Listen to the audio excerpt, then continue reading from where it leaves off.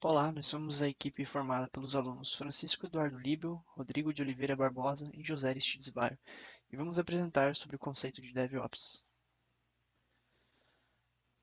DevOps é a junção das palavras Development e Operations, e define um conjunto de práticas e ferramentas que visam a integração entre equipes de desenvolvimento e operações em uma empresa de TI, focando na adoção de processos de automação para a produção rápida e segurança das aplicações e serviços. Enquanto que tradicionalmente as equipes de desenvolvimento e operações operam isoladamente, no DevOps elas são uma coisa só. Muitas das ideias e das pessoas envolvidas com a cultura de DevOps vieram dos movimentos de desenvolvimento ágil de software, sendo que é considerado como um upgrade das práticas ágeis. E, portanto, seus principais objetivos são diminuir o tempo dos ciclos de desenvolvimento e também minimizar as falhas causadas por novas releases, novas entregas. Entre as principais práticas no processo de DevOps estão o CI/CD, que é a integração contínua e entrega contínua, onde a integração contínua é a prática de desenvolvimento de software em que os desenvolvedores com frequência juntam as alterações do seu código em um repositório central, né, como por exemplo o Git, e depois disso são criados e executados testes padrões, né. Os principais objetivos da integração contínua são encontrar e investigar erros mais rapidamente, melhorar a qualidade do software e reduzir o tempo necessário para validar e lançar novas atualizações. Já a entrega contínua é quando essas alterações de código são criadas, testadas e preparadas automaticamente para liberação para produção. Elas buscam automatizar o deploy. Ela expande com base na integração contínua e coloca todas as alterações de código em um ambiente de teste. Quando ela é implementada adequadamente, os desenvolvedores sempre terão um artefato de criação pronto para ser implementado e que passou por um processo de teste padronizado. Já a arquitetura de microserviços, ela é uma abordagem de projeto para a criação de um aplicativo único com um conjunto de pequenos serviços, né? Cada serviço tem uma função específica e ele é executado em seu próprio processo e se comunica com os outros serviços por meio de uma interface, por exemplo, uma API baseada em HTTP. A infraestrutura de código, que é uma prática em que a infraestrutura de TI ela é provisionada e gerenciada usando técnicas de desenvolvimento de código e software, né, como o controle de versão, integração contínua. Esse modelo, controlado por uma API de nuvem, ele permite que os desenvolvedores e os administradores do sistema interajam com a infraestrutura de um modo programático e em escala, em vez de precisar instalar e configurar manualmente os recursos de hardware. Monitoramento, né, a implementação de logs para ver como que a performance do aplicativo e da infraestrutura afeta a experiência do usuário final do seu produto, né. Ele guarda, através de guardar e analisar dados e logs gerados pelos aplicativos e também pela infraestrutura, as empresas elas conseguem compreender como que essas alterações que elas estão fazendo, né, as atualizações afetam os usuários, o que facilita muito o troubleshooting. E, finalmente, a comunicação, né? O aumento de comunicação e colaboração em uma empresa é um dos principais aspectos culturais do DevOps. As equipes de dev, de infra, de operações, quando é o caso, elas devem definir normas culturais sólidas com relação ao compartilhamento de informações, além de facilitar a comunicação, né? Seja por pessoal ou por meio de uso de aplicativos de chat, chamado de voz, principalmente atualmente com o home office. Bom, essas são as fases que constituem o ciclo de vida de um processo de DevOps. Esse ciclo pode ser mostrado de diferentes formas, variando de acordo com a necessidade e a cultura da empresa. A etapa de codificação é quando o desenvolvimento e a revisão do código é feita. Nós podemos destacar nessa etapa as ferramentas de gerenciamento de código-fonte, né? E também a fusão, o merge do código. Todas as ferramentas de Git são o principal exemplo nesse caso. A etapa de compilação, o build, é quando o DevOps se torna, acho que muito importante, que é quando o desenvolvedor ele termina a sua tarefa, né, termina as suas alterações e faz o commit do seu código e submete um pull request, por exemplo, e é onde entram as ações, entra em ação as ferramentas de integração contínua, que vão fazer o build de uma forma automatizada, né? Como, por exemplo, o Jenkins, principalmente usado no Linux, né? O Azure DevOps no Windows, que além de cumprir a fase de build, também implementa a maioria das outras etapas do DevOps e assim por diante. Agora, vou apresentar três etapas importantes do DevOps, que são os testes, o empacotamento ou pré-produção e, por fim, a liberação e a implementação.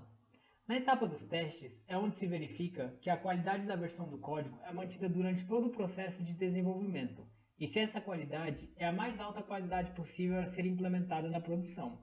Uma das vantagens de se ir testando é que esses testes podem acelerar a entrega do código à produção final.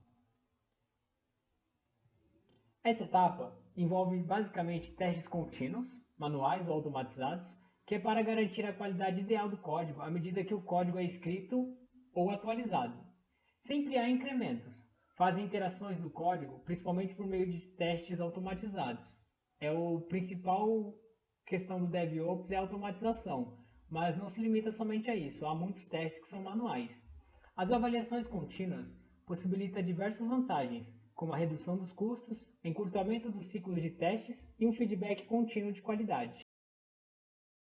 Vamos dar um overview sobre os principais testes que encontramos. Um dos principais testes é o teste unitário. Esses testes são direcionados à unidade ou componentes individuais de um programa, ou seja, são as menores partes testáveis do software. Geralmente possuem apenas um ou poucos inputs e são testes principalmente comandados por linha de comando.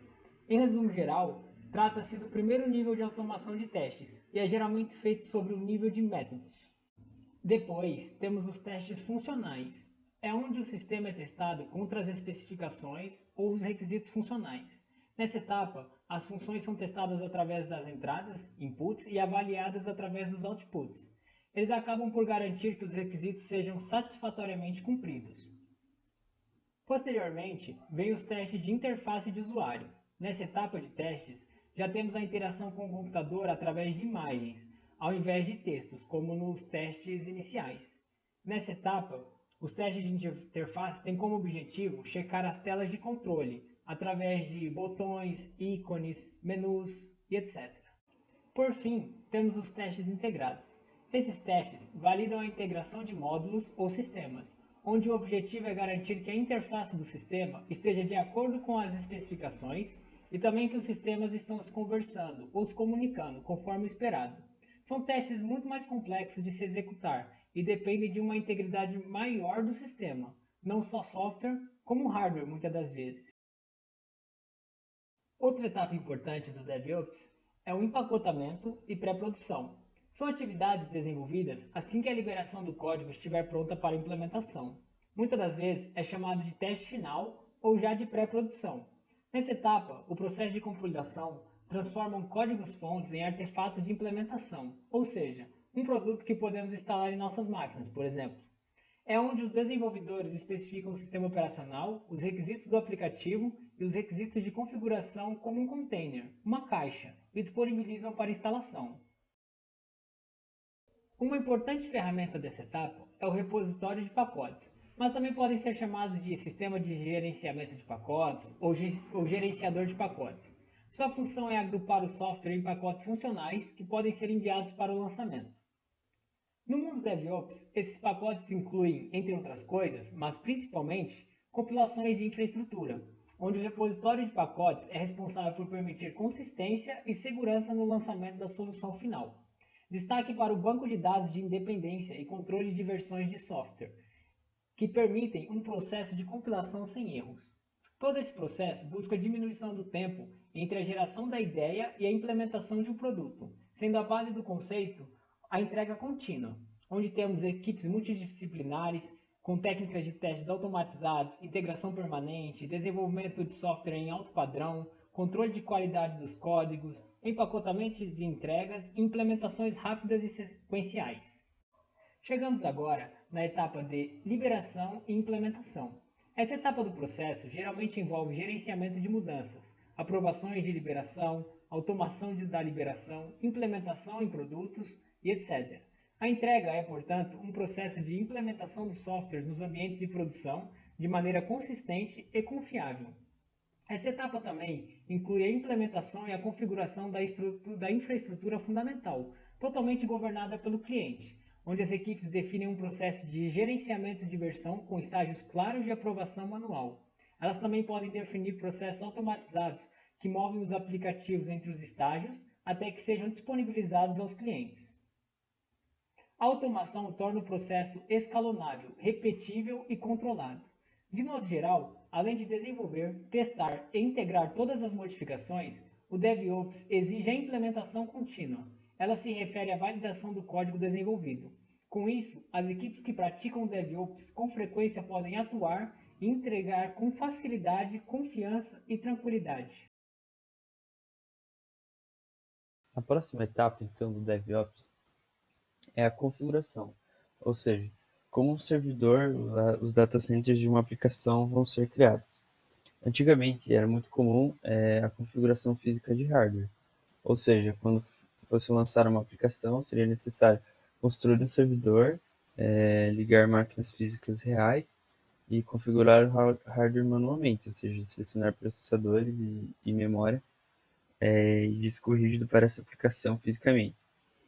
Hoje em dia é muito comum a prática de infraestrutura como código, ou seja, toda a infraestrutura de um servidor é definida através de arquivos de configurações, chamados de scripts, que são interpretados por máquina. E já existem data centers e servidores preparados para ler esses arquivos e criar máquinas virtuais com as capacidades necessitadas por uma aplicação. Ou seja, em questão de segundos, são criadas máquinas com a quantidade de processamento e memória necessitada ou requisitada por esses arquivos de configuração. Isso deixa a configuração da infraestrutura contínua e automatizada. Ou seja, à medida que a aplicação vai se desenvolvendo e são feitas, adicionadas novas features, ou o número de usuários cresce e é necessário aumentar a quantidade de processamento ou memória do servidor, isso pode ser feito automaticamente. Hoje em dia existem serviços como o da Google e da Amazon que ofertam esse tipo de servidores e você pode criar a infraestrutura em segundos da forma que você queira, pagando especificamente pelo processamento e memória que você vai estar usando. A última etapa do DevOps consiste no monitoramento.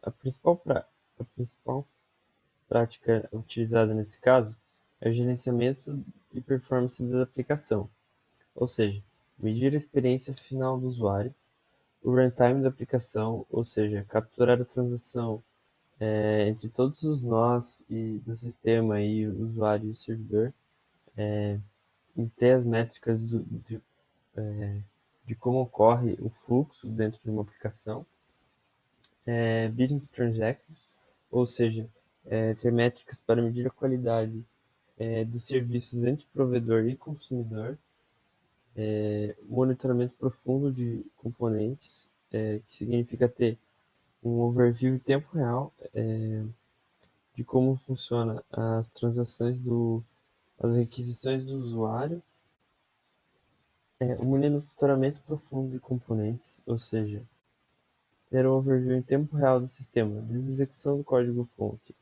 a renderização dos URLs até a requisição do usuário, e por final, análises e relatórios, ou seja, pré-definir um conjunto de métricas através de relatórios das práticas anteriores, você ter uma medida final da qualidade do serviço ou da aplicação que está sendo prestada ou vendida. Bom, falando sobre alguns produtos que estão disponíveis e que implementam as práticas do DevOps, nós temos o Azure DevOps, que é o produto da Microsoft. Ele provém de diversas ferramentas que possibilitam o processo completo do DevOps. Ele pode ser usado como back-end para vários ambientes de desenvolvimento integrado, né, as IDS, mas ele é mais adaptado para o Visual Studio, principalmente, e também funciona muito bem no Eclipse em todas as plataformas. O Azure Boards ele possibilita o gerenciamento de tarefas utilizando processos ágeis como Kanban e Scrum, assim como um processo customizado utilizado dentro da sua organização. O Azure Boards ele pode ser usado como uma alternativa ao Jira, ao Trello, mas ele tem uma vantagem que é a integração com os outros recursos do Azure DevOps. Por exemplo, você pode associar um item do backlog lá com uma change set que vai ser implementada. Apesar disso, o Azure DevOps também está investindo bastante em integrações com serviços de terceiros.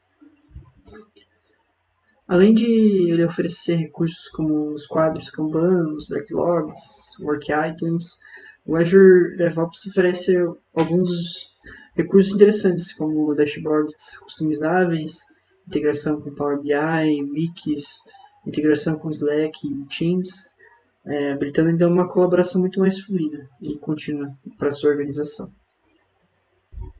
Já o Azure Pipelines é o serviço de CI/CD, com integração contínua e entrega contínua. Ele funciona com um provedor Git de preferência e ele pode ser implantado na maioria dos principais serviços de nuvem. É possível automatizar o build, o teste e a implementação do seu código com compatibilidade para containers e Kubernetes também. Além de que ele não funciona só na própria nuvem do Azure, também funciona na nuvem do Amazon Web Services e do Google Cloud Platform. O Azure Repos é a ferramenta de controle de versão, que é utilizada para gerenciar o código-fonte das aplicações. Ele, não só o código-fonte, mas também arquivos de configuração e outros arquivos importantes que devem ser compartilhados entre o time do projeto. Ele fornece dois tipos de controle de versão principais, que são o Git e o TFVC, que é um modelo centralizado, mais conhecido com o antigo TFS.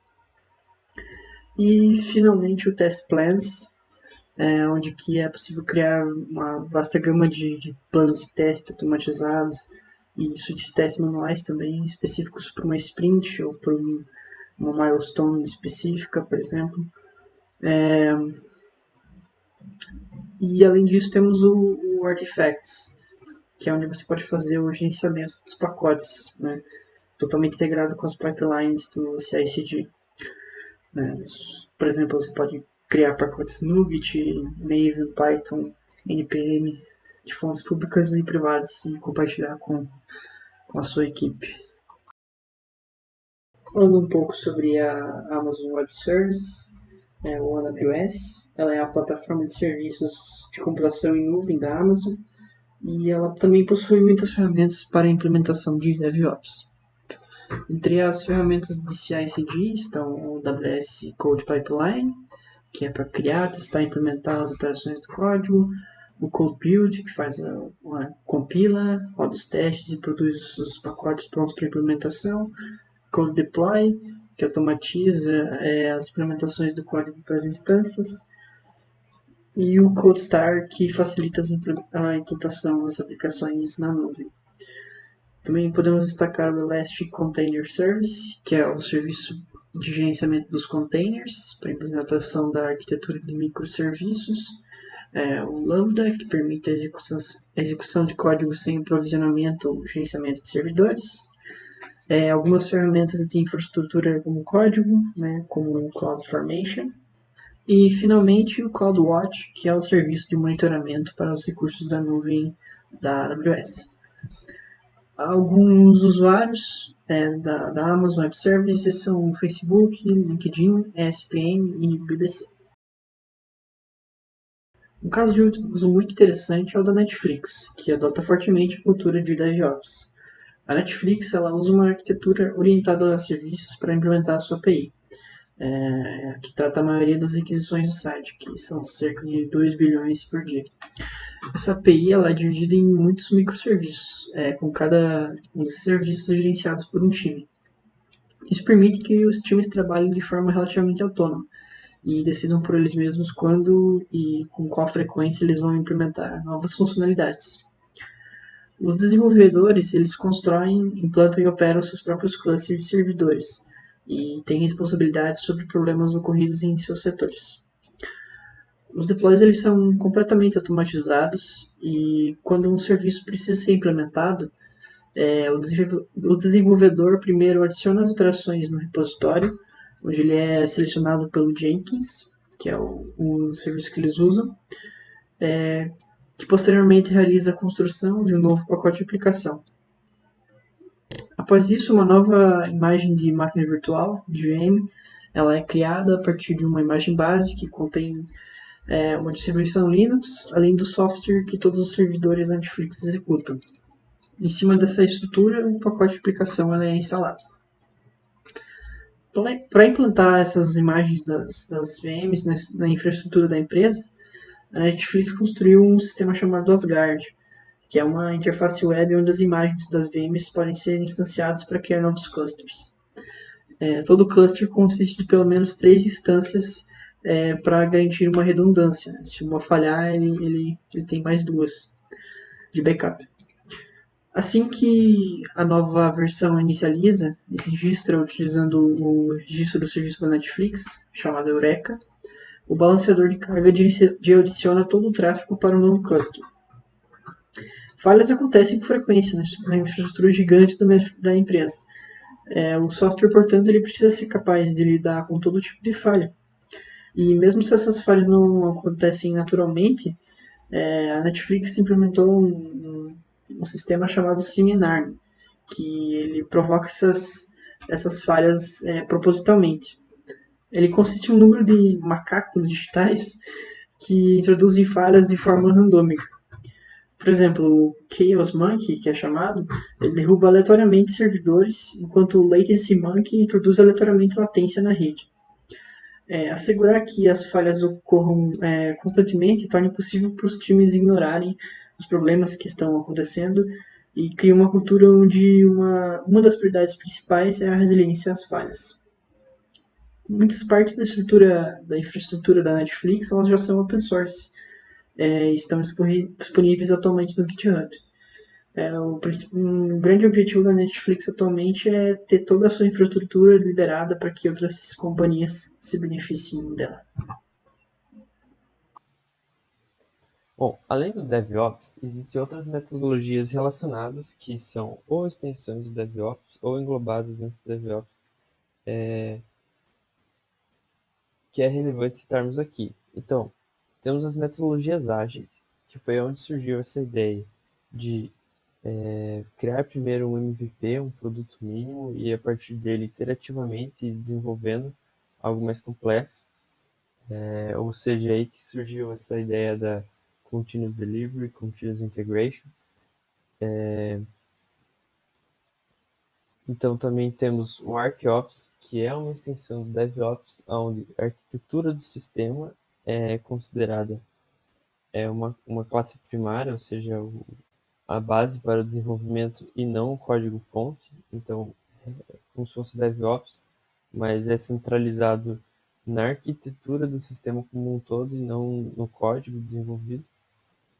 A prática de Continuous Delivery, que é utilizado pelo DevOps, mas por si só foca mais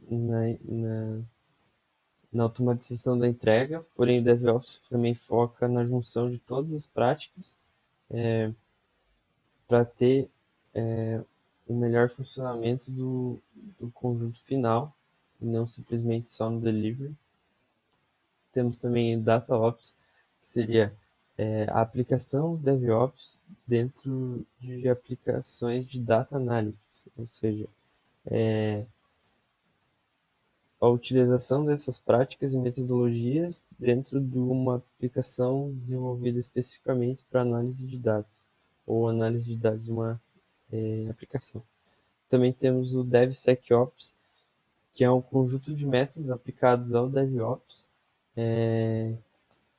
de forma a garantir a segurança do código e dos dados desde o do código-fonte até o monitoramento, ou seja, em todas as etapas, incluindo metodologias para incrementar a segurança.